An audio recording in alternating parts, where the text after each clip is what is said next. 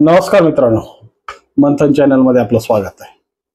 शिवाजीनगर शाखा जेव्हा व्यावसायिकांनी उघडली, ती शाखा उघडल्यानंतर असं वाटलं होतं की किमान ज्या ज्ञानराजाच्या ज्या पद्धतीच्या डोलारा होता त्या डोलाराला साजेलशी असं काही मिळेल, परंतु ती शाखा उघडल्यानंतर आणि तिथली तिजोरी उघडल्यानंतर जे गौप्यस्फोट झाला, ते गौप्यस्फोट ऐकल्यानंतर तुम्हालाही थोडासा जोराचा धक्का बसेल। तत्पूर्वी विनंती आहे तुम्हाला की एवढ्या सगळ्या विषयांना विषय मांडण्यासाठी अट्टहास करतोय, जीव ओततोय, तुम्हाला सामाजिक पटलावर घडणाऱ्या प्रत्येक गोष्टीपर्यंत तुम्हाला नेण्याचा प्रयत्न करतोय, आणि हे सगळे विषय जे मंथनच्या माध्यमातून मांडतो ना, ते तुमच्या जीवनाशी जोडलेले विषय आहेत।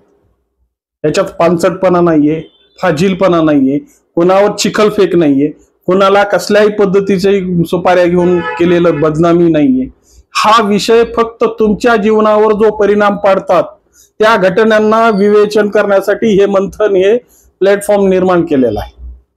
तर विनंती मित्रांनो, तुमच्या कुटुंबातला एक सदस्य म्हणून की मित्रांनो, फक्त ज्या पद्धतीने तुम्ही ज्ञानराजाच्या व्हिडिओवर प्रेम करता, या पद्धतीचं आपलं आशीर्वाद देता, त्या पद्धतीने बाकीच्याही व्हिडिओवर जरा तुम्ही लक्ष केंद्रित करा, जेणेकेने माझाही उत्साह वाढेल आणि सामाजिक प्रश्नांना ज्या पद्धतीने पटलावर आणायचंय, ज्या पद्धतीने त्याचे विवेचन करायचंय, ज्यांना त्यांना एक रस्ता मुक्त करायचा आहे, त्याचा माझा प्रयत्न हा सफल होईल, एवढीच विनंती। नमस्कार मित्रांनो, ज्या पद्धतीने म्हणलं मी आता तुम्हाला की शिवाजीनगर शाखा हा विषय ज्या पद्धतीनं प्रत्येकाच्या डोक्यात होता आणि कुटेंचं जे वैभव होतं, तर त्या वैभवाच्या संदर्भातून प्रत्येकाला वाटत होतं की कुटेंनी कमीत कमी त्यांच्या अकाउंटमध्ये किंवा त्यांच्या तिजोरीमध्ये कमीत कमी लाखभर तरी रुपये ठेवलेले असावे। परंतु काल व्यावसायिक साहेब समरथ जाधव आणि त्यांची टीम जेव्हा या शिवाजीनगरच्या संदर्भात चाचपणी करायला गेली, तर चाचपणी करतानाच त्यांना एवढ्या कठीण परिस्थितीचा सामना करावा लागला की त्या कठीण समस्या खऱ्या अर्थानं उद्भवल्या गेल्या हा प्रश्न त्यांना सुटत नाहीये। कारण की जेव्हा शटर उघडताना तीन कुलप सहजपणे उघडतात, पण बाकीचे 3 कुलप उघडताना एकाच चावीने 3 कुलप उघडणं म्हणजे सगळ्यात मोठा हा पेचात घालणारा प्रश्न आहे। आता तो पेचात घालण्यासाठी केला होता की ते पेच निर्माण करण्यासाठी केला होता हे देव जाणे, पण खऱ्या अर्थानं अशा पद्धतीच्या ज्या संस्थांमध्ये अशा पद्धतीची जी कवायत सुरू होते, ती कवायत खऱ्या अर्थानं सर्वसामान्याला फसवणारीच असते।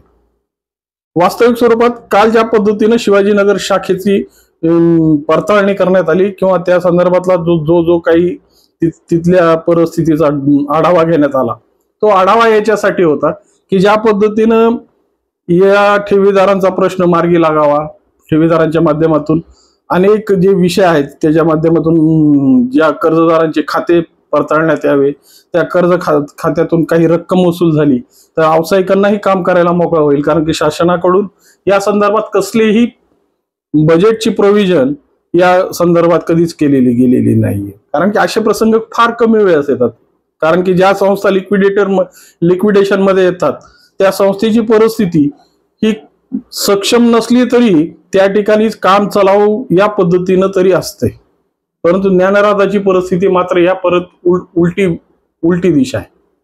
आज व्यावसायिकांनी पदभार घेतला, व्यावसायिकांनी काम सुरू केलंय, पण व्यावसायिकांना काम करताना ज्या अडचणी येत आहेत ना, त्याच्यात सगळ्यात मोठी अडचण आहे म्हणजे वित्तीय व्यवस्था।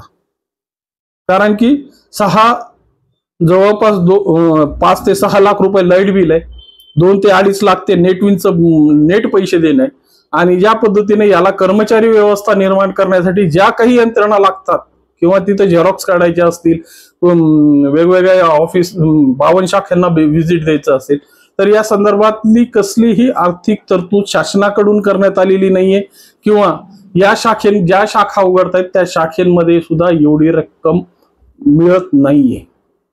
वास्तविक स्वरूपात ज्या पद्धतीने सुरुवातीला बोललो, शिवाजीनगर शाखा उघडल्यानंतर तिथली तिजोरी काढली आणि तिजोरीमध्ये खऱ्या अर्थानं माणसाच्या मनातली जी हळहळ आहे त्या हळहळीप्रमाणे त्या तिजोरीची सुद्धा हळहळ होती। लाखोची तिजोरी, पण त्याच्यात फाटक्या 1100च्या नोटा सापडल्या. म्हणजे 1100 रुपये किमतीच्या नोटा त्या फाटक्या स्वरूपात त्या तिजोरीमध्ये ठेवलेल्या होत्या.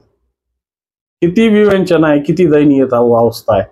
आणि अशा दयनीय अवस्थेत या सगळ्या प्रश्नांचा तिढा 3,750 कोटीचा तिढा व्यावसायिकांना सोडवायचा आहे.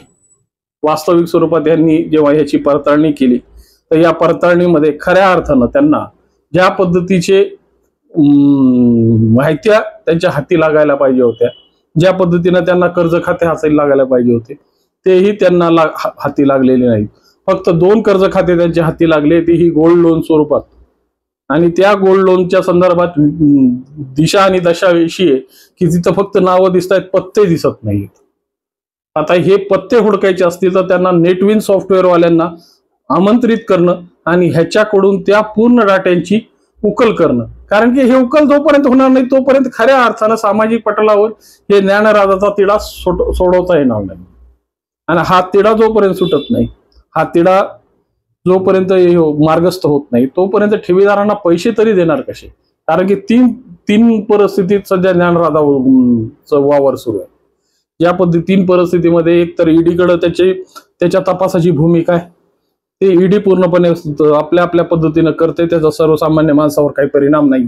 पण ज्या पद्धतीने न्यायालयीन परिस्थिती आणि व्यावसायिकांची परिस्थिती सध्या ज्या पद्धतीने चाललेली आहे, तर या दोघांच्या मध्ये व्यावसायिक ज्या पद्धतीने सुपारी त्यातली सुपारीची परिस्थिती व्यावसायिकांची झालेली आहे ना, तीच खऱ्या अर्थानं सामाजिक परिस्थितीवर उभा केलेला प्रश्नचिन्ह आहे.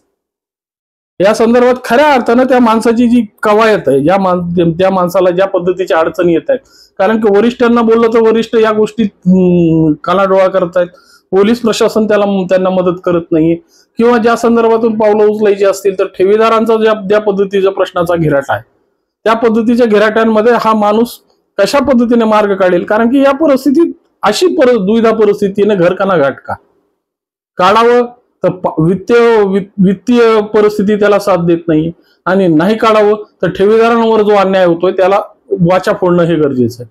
या दोन्ही कात्रीत सापडलेले हे व्यावसायिक आता खऱ्या अर्थानं पोलीस प्रशासनाने ह्याच्यात पुढाकार घेतला पाहिजे.